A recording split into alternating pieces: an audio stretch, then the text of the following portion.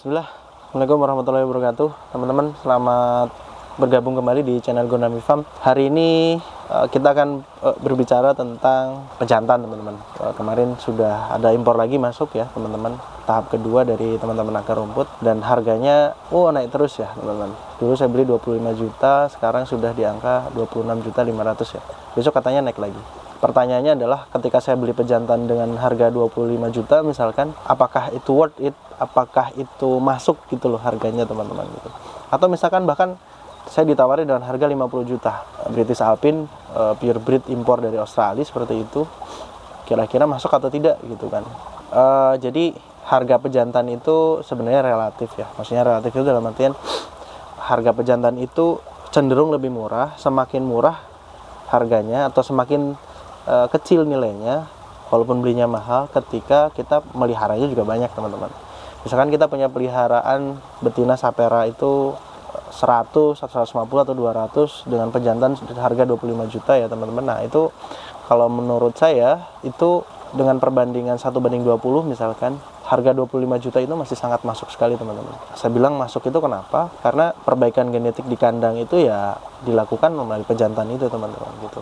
Itu satu hal. Terus kemudian yang kedua, ketika si pejantan itu sudah mengawini 40 aja atau 2 pen dari yang kita punya tadi dengan nilai harga 25 juta, wah, pejantan itu kalau bahasa saya itu sudah gak ada nilainya, teman-teman gitu.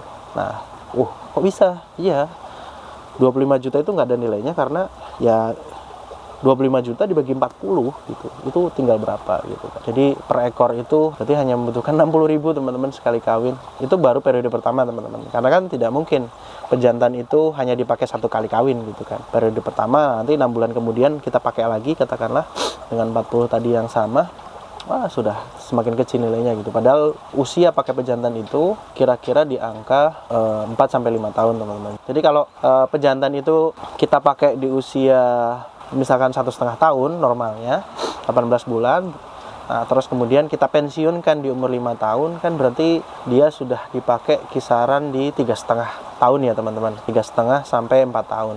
Bahkan sampai 6 tahun itu sebenarnya nggak masalah gitu kan.